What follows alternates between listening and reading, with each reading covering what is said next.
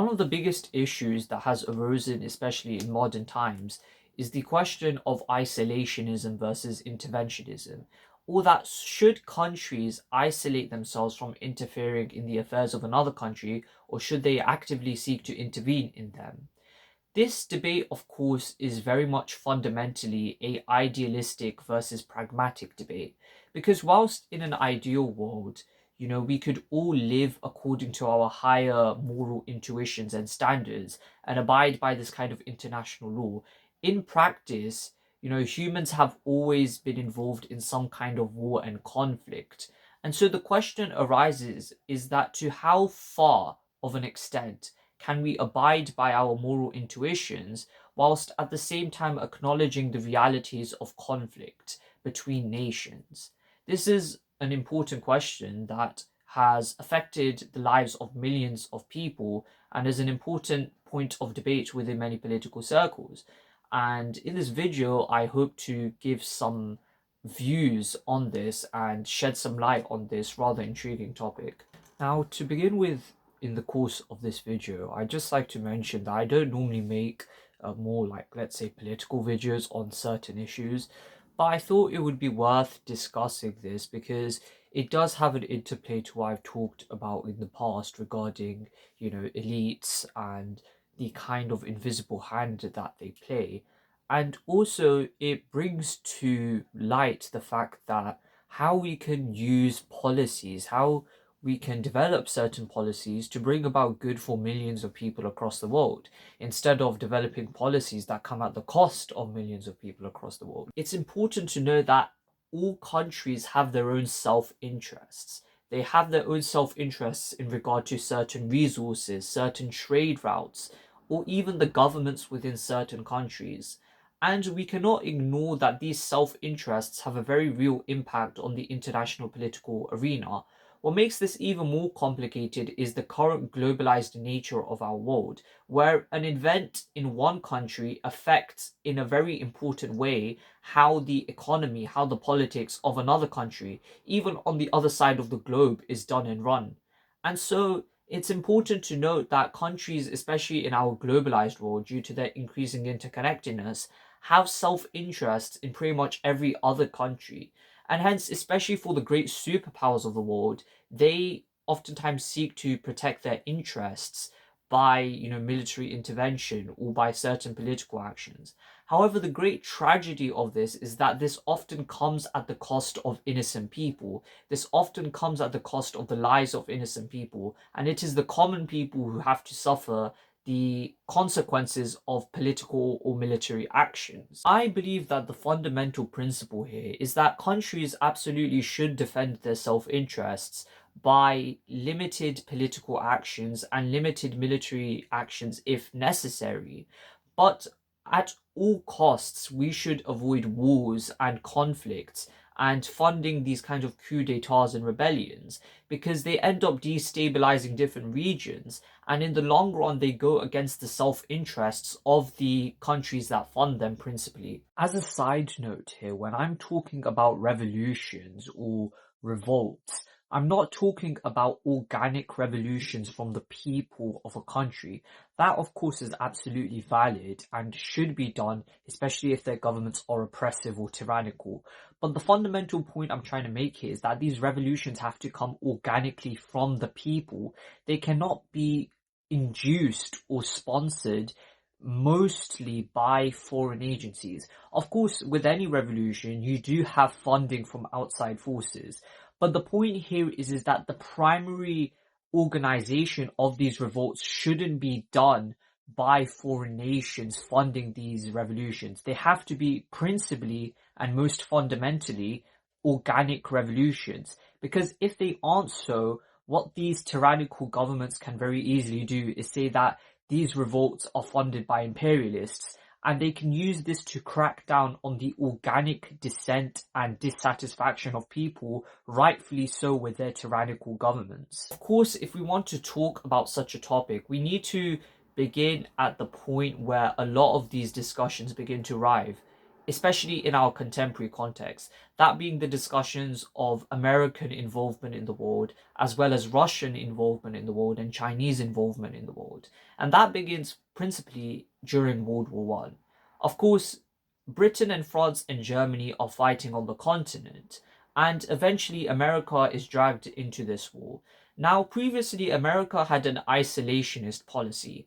However, as world events were to soon transpire, it became apparent that America could no longer retain its place in the world as this kind of isolationist power, and it would increasingly have to interact with this more globalized world. After World War One and the victory that subsequently came about, America returned to its isolationist policies. But unfortunately, the European continent was still stirring much more drama and trouble. Of course, in the 1930s, Germany popped back onto the world scene with a new totalitarian fascist regime. And what didn't help was that during the period where Germany was the weakest and could have been forced to take a approach more in line with international law and not have engaged in more aggressive actions, the great powers of the European continent at the time were seeking to appease this power instead of seeking to enforce international law standards on it. And this shows that oftentimes avoiding intervention is also dangerous when it can be done properly and in a precise manner that ensures that international law and justice is upheld. And in this case, not intervening at a time which was suitable completely backfired on Britain and France. France was subsequently invaded and conquered, and Britain had to engage in a costly war which destroyed its empire in the long run. There is an important point to note that during World War II, of course, whilst the Allies were without a doubt better than the totalitarian fascist regimes of the European continent, quite self-evidently because of the simple moral and philosophical barbarism of the totalitarian fascist regimes and the subsequent persecution, oppression, and genocide of many different peoples, including the Jewish peoples or the Slavs, under these regimes. It's important to note the nuance here that the Allies are not the absolute good guys either. The Allies themselves engaged in many various heinous war crimes. For example, the firebombing of Dresden was without a doubt one of the worst crimes of humanity, right up there with many of the horrible crimes against humanity in this era. Whilst the Allies, like I've said, are without a doubt better than the Nazis, than the Axis, they aren't the absolute good guys either, and there is a degree of evil to them as well. However, we can acknowledge this degree of evil within the Allies, whilst still acknowledging that they were also better than the Axis at the end of the day. It's important, of course, to note all of this, all of these historical war crimes, whether they be from the Allies and the Axis, in the broader context of World War II and the victory of these liberal democratic powers as well as of the USSR over this totalitarian fascist regimes and over this axis of totalitarian fascist regimes. Nevertheless, World War II shattered the kind of isolationist, idealistic assumptions that many American politicians or mainstream American politics had up until that point. And now it came time for America to become increasingly involved in the world. Now, before I continue, whilst it's important to condemn Western imperialism and neo-imperialism on absolute terms, and the important fact to realize that America cannot be absolved of its crimes on the world stage, it's also important to note the historical context and nuance here, that given America's position as the premier world superpower and its position in this new globalized world, given this power, status, and position, would any other country have honestly done any better? I don't think so. This is, of course, important to note because given America's position in the world, if a non-Western power or an anti-Western power even was in the same position that America was in, or an anti-imperialist power, quote unquote, was in the same position America was in, another one for that matter, they honestly most likely wouldn't have done any better than America would. And this is important to know because many people try to bring up this multipolar narrative of Russia or China or Iran presenting this axis of anti-imperialist resistance, quote unquote, to, Western hegemony over the world. But the reality is that these countries themselves engage in their own forms of imperialism. I mean, the USSR and communist China are two very big examples. And even contemporary Russia is still engaging in imperialist actions, as you can see with events in the Ukraine. And China still does so as well. It engages in various forms of neo-imperialism in the African continent as well as in Southeast Asia, for example. So, given everything, whilst of course we absolutely should condemn Western imperialism, it's important to note that, you know, it's not so simple as just Western imperialism versus anti-Western imperialism. There's a lot more nuance and caveats here that have to be considered. Nevertheless, to continue, one example of intervention which has been quite successful was Japan. Now, Japan obviously was bombed into submission by America during World War II, and that obviously cannot be forgiven because of the nature of the atomic bombs and given the fact that millions of people suffered because of these atomic bombs. Of course, though, we have to consider this in the broader historical context of World War II. That is important to consider as well. However, the post-World War II economic recovery of Japan is simply one of the greatest miracles of the modern world. However, it's important to note that this economic recovery and its subsequent integration into the broader Western bloc during the Cold War was very much not so much because of the USA's goodwill to the Japanese people, and more so due to the self-interest that America had in keeping Japan an ally. You see, of course, during World War II and even before that, American governments had a quite pro-China policy, and there was a quite strong pro-China lobby during World War II. I mean, Roosevelt, for example, was part of this pro-China lobby. However, it became apparent that, they couldn't rely on China to be an ally after World War II, especially during the Chinese Civil War when the CCP won and the nationalists were defeated. And hence, policy fundamentally shifted to Japan, where Japan was invested in quite heavily and became the principal ally of the Western world during the Cold War in the East Asian arena. Now, for an example which was very unsuccessful, in fact, and in fact absolutely destructive and disastrous, has to be without a doubt the Middle East. American interventions in the Middle East have been nothing short of disastrous. Not only have they destabilized the region and caused suffering to millions of people in it, but they've inevitably, in the long run, damaged the interests of America in this region, and they've fundamentally fermented a distrust of the broader Western world within this region of the world. Of course, one of the most ridiculous things that has often been promoted, or one of the more ridiculous sentiments that has been propagated, is this idea that we can just bomb a nation into democracy. Because it's yet to be seen how you could exactly liberate a people's by destroying their infrastructure and killing millions of them and engaging in brutal wars.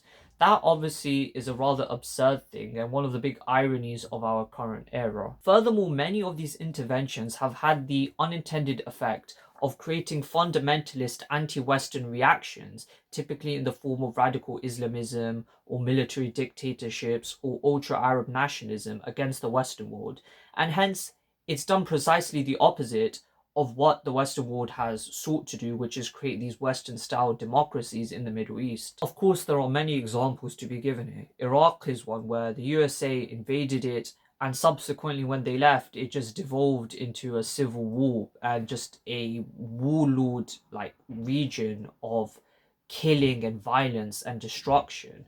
And it's a big tragedy what's happened in Iraq, where the invasion by the USA and the Western powers led to the deaths of 1 million people.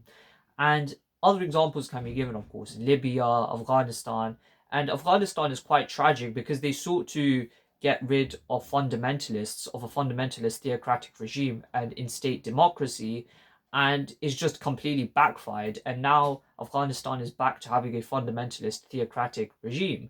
And so it's just been a complete failure, really. Furthermore, one of the biggest ironies has been that many Western intelligence agencies, including the CIA, the FBI, have had a long history of funding these kinds of terrorist groups in the Middle East, these kinds of violent groups in the Middle East. And they also have a long history of funding coups, funding bloody revolutions within the Middle East. And so the USA and the Western world has a big share of responsibility here. This is of course not to say that other countries don't have some kind of responsibility. Russia, China, and other countries have had dealings with many of these countries or many of these groups in the Middle East as well. And furthermore, many of these Arab countries have unfortunately funded, for example, Saudi Arabia or Iran. They have funded these kinds of terrorist groups as well in the Middle East. So these countries also have a share of the responsibility. It's not also just completely entirely on the Western powers. There is also a degree of responsibility to be shared with the various Arab leaders of the world and the various like supposed anti-imperialist countries such as Russia and China as well. An important example of this long history of revolutions, of funding different groups, which is really an incredibly tragic example, is the country of Iran or Persia. Now, initially, when Persia was a democracy, right, in the 1950s, and the democratically elected leader Mossadegh, he was nationalizing the oil fields, he was going against Western interests, the USA led a CIA-backed coup against him, and they installed the Shah. Then, when the Shah was going against Western interests, they got rid of him in another CIA backed revolution. And this time the Islamic regime came into power. Now it's interesting to know because this theocratic regime was actually funded in a large part by Western powers. In fact, there's a long history of dealings of arms and oil between Israel, the Israeli government, and the current Iranian regime, the current Islamist Iranian regime. And that's important to note because ironically, in many cases, these Western countries, these Western governments or intelligence agencies, they fund these revolutions, they fund these coups d'etats, they fund these new governments, and then subsequently, when they go against their interests, they then fund other revolutions against those governments. And so it's an endless cycle of funding new governments and then funding revolutions against them. And then when the revolutions or the rebels come into power, when they go against Western interests, then you fund a new group of rebels against them. And it's just an endless cycle of destabilizing the region, endless cycle of coups d'etats and rebellions, endless cycle of war and conflict within this region. And the sad reality is that it's the Iranian people who have had to suffer. The Iranian people have had to suffer the loss of their liberties. The Iranian people have had to suffer the loss of basic freedoms. And, whether it's sanctions by America or the violations of individual liberty of the current regime in Iran, you know, overall it's just a big tragedy because the people who are most affected are the common people of Iran who once again just want reasonably what any other people would want, which is basic liberties and a basic sufficient standard of living. Other examples of where the intervention in the Middle East of Western powers has been incredibly disastrous is of course the quite self-evident case of the Palestinians and the current Israeli regime. Now, the current Israeli regime, far from being a legitimate expression of Jewish national self determination, as some have asserted, is in fact devolved into a settler colonial regime that has systematically oppressed the Palestinian peoples for the past 75 years and engaged in various actions of course, genocide and ethnic cleansing. In reality, if Israel was a genuine expression of national self determination for the Jewish people and it guaranteed the rights of Palestinians, then there would be a different discussion to be had. But the reality has been that far from being so, it has been expressed as a settler colonial project that has systematically oppressed the Palestinian peoples. Now, this isn't to abdicate responsibility from other regimes or other nations here. Various other groups are at fault here as well. Of course, the leaders of the Western world, for example, America, the USA, Britain as well, Russia, China as well, all of these regimes are at fault in one way or another.